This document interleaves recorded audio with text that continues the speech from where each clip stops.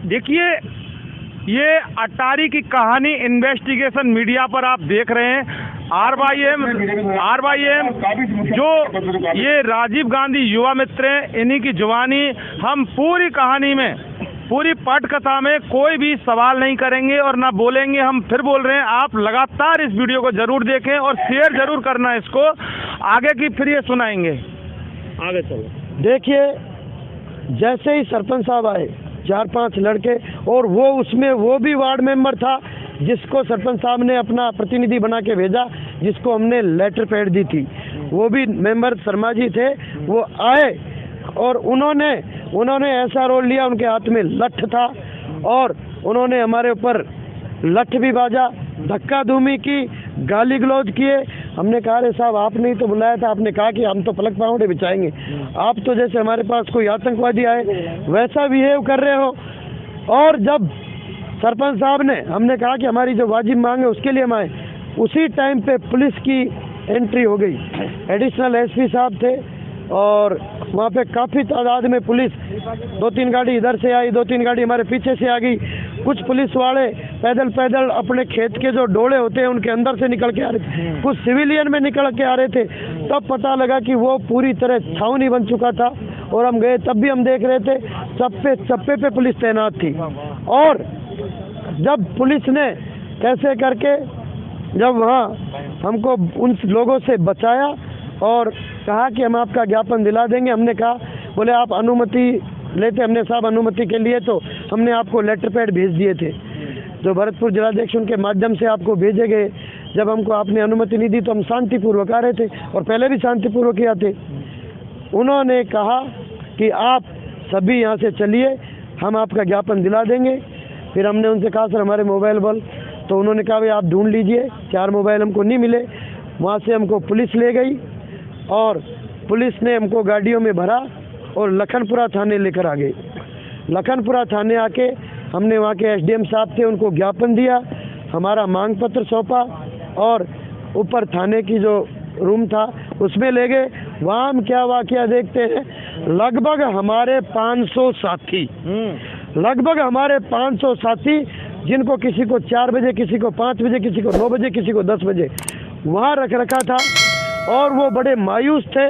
लेकिन जैसे हम आए उनके बीच में तो ज़रूर उनको दिलासा आई कि संघर्ष समिति भी साथ में आई है, तो वो साथी नई ऊर्जा के साथ फिर से उनमें जो ऊर्जा आई, जान आई। उसके बाद हमारी एंट्री हुई, हमारे नाम पते लिखे गए, हमने बाकायदा हमारे नाम पते सही तरीके से उनको लिखवाए और वहाँ से गांधीवादी तरीके से हम नीचे आए। किसी प्रकार का हौला हमने नहीं किया। उन्होंने गाड़ी में हमको बिठाया, डेरा मोड़ छोड़ा। डेरा मोड़ से हम शांतिपूर्वक, जो कुछ लोग थे यहाँ पे 10-15 लोग थे, कार्यकारिणी के ज़्यादा लोग नहीं, कार्यकारिणी के 2-3 लोग, बाकी के 2-3 महिला साथी रहे थे, वो डेरा मोड़ से बैठ के अभी आपके बीच में यहाँ इधर आए हैं। लेकिन जो वाकया हुआ, पहले हमको सरपंच साहब ने विश्वास में लिया और हमारे ऊपर जो वहाँ के ग्रामीणों द्वारा जो हमला करवाया गया उसकी हम कठोर शब्दों में निंदा करते हैं कि भजनलाल सरकार जी, वो आपका गांव था, ये राजस्थान के युवा मित्र पहुँचे थे, आप वहाँ के लाल हो, आप वहाँ के पैतृक निवास है आपका। तो सरपंच साहब जब इतना क्रूर रोल ले रहे थे तो कहीं ना कहीं आपको ज़रूर सूचना होगी, तो आपको वहाँ कहना चाहिए था कि शांति व्यवस्था के लिए आपने पुलिस लगा रखी थी, हम किसी प्रकार का न्यूसेंस पैदा नहीं कर रहे थे। लेकिन उन्होंने जो वाकया किया है, किसी के साथ मत करना। और जब तक राजीव गांधी युवा मित्र एक साथी जो वहाँ था जिंदा रहेगा, तब तक उस तानाशाही को याद रखेगा कि किस प्रकार का वाकया आज गांव वालों ने हमारे साथ किया था। ये पूरी कहानी इन जितेंद्र गुर्जर, ये जो RYM है, अपनी जुबानी सुना दी।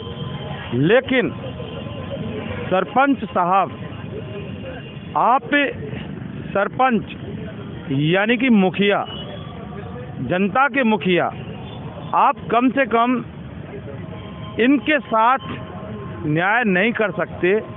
तो इस तरह से छलावा जो आपने किया वो वाकई सही नहीं किया।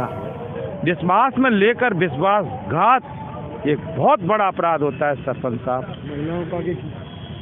दूसरी बात बताएं। उन सरपंच साहब ने उन महिलाओं को आगे की, क्योंकि उनको फोर्स करके बुलाया गया था कि युवा मित्र आएंगे, तो पता नहीं उनका क्या प्लान था, महिलाओं को आगे क्यों कर रहे थे, आप सब जानते हो। लेकिन जैसे ही हमारे साथ महिला साथी थी, उनकी वजह से उन महिलाओं से किसी प्रकार केस में फंसने से हम बचे हैं, क्योंकि हमारे साथ भी महिला साथी थी, वो हमारे आगे चल रही थी, ढाल के रूप में चल रही थी। सरकार आप ढाल राजीव गांधी युवा मित्र पात, लेकिन धिक्कार उस सरपंच को जिसने इनके साथ गद्दारी की, विश्वासघात किया, छल किया, फरेब किया। और ये नाइंसाफी, आप जैसे जनप्रतिनिधि अगर इस राजस्थान में रहेंगे, इन गांव में रहेंगे, इन पंचायतों में रहेंगे, तो वाकई इनका कुछ भी नहीं हो सकता। क्या ये आपके लोग नहीं है, आपके नागरिक नहीं है, ये आपके गांव के नहीं है, या भजनलाल शर्मा मुख्यमंत्री या राजस्थान के नहीं है, या ये फिर पाकिस्तान के हैं? मामला बहुत बड़ा है। लेकिन राजीव गांधी युवा मित्रों के आंदोलन के दौरान आज जो अटारी की कहानी हमेशा एक ऐसा दस्तावेज बन गई जिसको भारत देश के इतिहास में हमेशा याद रखा जाएगा, हमेशा के लिए।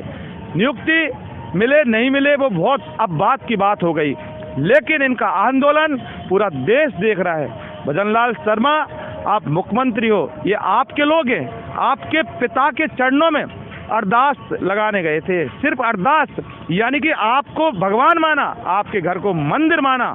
तो क्या फिर वो जो अयोध्या में आपके जो श्री राम है, अगर कोई वहाँ जाएगा अरदास लगाने के लिए, तो क्या आप उनके साथ इस तरह की गुंडागर्दी करवाओगे, तानाशाही करवाओगे?